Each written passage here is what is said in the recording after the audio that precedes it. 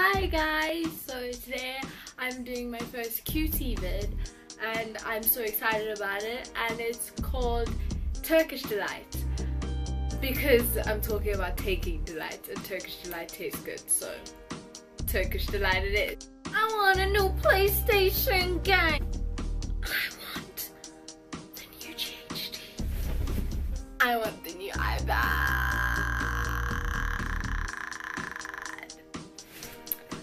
Okay, basically, I think often we get caught up in what we want and we don't take a little moment to take delight in what we have. The little thing that we could have is a close relationship with God.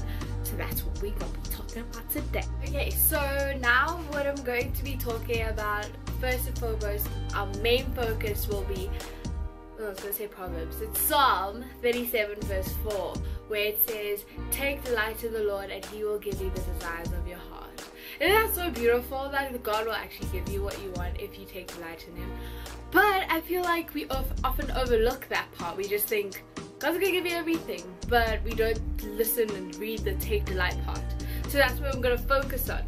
So another one that I thought was relatively relevant is guard your heart above all else, for it determines the path of your life.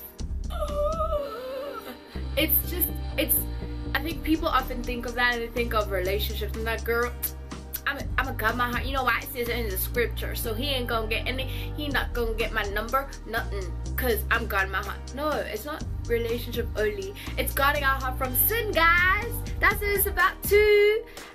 So I think we need to think of it that way. Guarding our heart from sin, guarding ourselves so we can be ready to take on Satan when anything happens. It says above all else. I think this means it's fairly important. Why else would it say above all else? That's over everything, you know?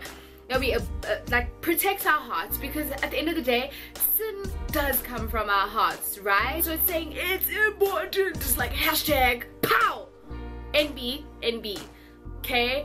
And making it that important, just making us remember that sin comes from the heart. So we need to guard our hearts because we need to block that sin, because sin is what separates us from God, and we don't want to be separated from God. At the end of the day, we're trying to take delight in Him, and you can't be taking delight in nothing if you're not even near it. How you gonna eat that Turkish delight if you're not even near it? It can't even be in your mouth if you can't even hold it. Protects our hearts, because at the end of the day, sin does come from our hearts, right? And this is where I bring in Mark 7 verse 20 to 23. I'm just gonna say snippets of it because the whole thing is pretty intense. But it says it's what comes from inside that defiles you. For from within, out of a person's heart, come evil thoughts. Then in verse 23 it says, all these vile things come from within you. They are what defile you. Literally saying your heart, that's what makes you a bad person, is your heart. Which makes sense. And if you don't agree, I don't know, man. I'm sorry. Sin comes from our hearts. It comes from our desires, our earthly desires, and those are things that lie in our hearts. And it's that whole idea of you don't have to actually do something for it to be a sin. The fact that you're thinking it and the fact that it's lying on your heart makes it sinful. You don't need to actually act on it, you know what I mean? And that's why we need to keep ourselves pure. The only way to keep ourselves pure and our desires pure is to meditate on the word, yo. With that, we're going to talk about how working towards a great relationship with God is your #1 priority. That becomes you taking delight in the Lord, you learning the most you can to try and be more like His Son, right?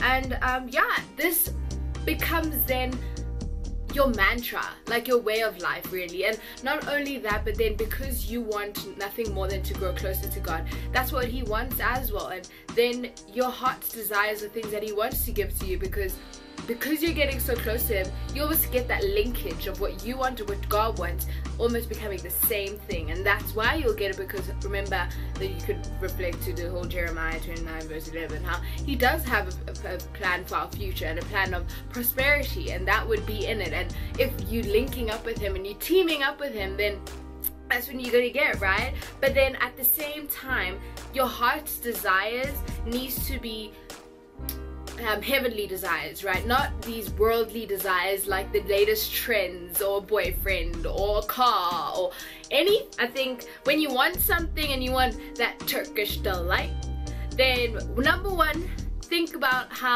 what's the center of your want. Is it God? If it's not God, then it's gotta be twisted, because it can't be your world and then God's like a little floating object around it. It needs to be God at the center of your world, and then everything else revolve around that. That's how it needs to be. Boo, boo. Number two, pray about it. Pray about it persistently. Just keep on knocking on that door, be like that neighbor that wants that sugar. You gon' get your sugar, homie. You gon' get your sugar. Ultimately, if it need be and if it's the right answer, then Jesus will say yes. And when Jesus says yes, nobody can say no. You tell him. Beyonce and Michelle and Kelly, you tell them. But yeah, I hope this has helped, and if you have anything to say about it, like, comment, all that stuff, subscribe, do that stuff, that beautiful, lovely, nice stuff. And I hope this helps, and this is the first of many, so here's to lovely times in our cutie times. Okay, cool, thanks guys, loads of love, and I'm glad I got to do this, and I hope you enjoyed it.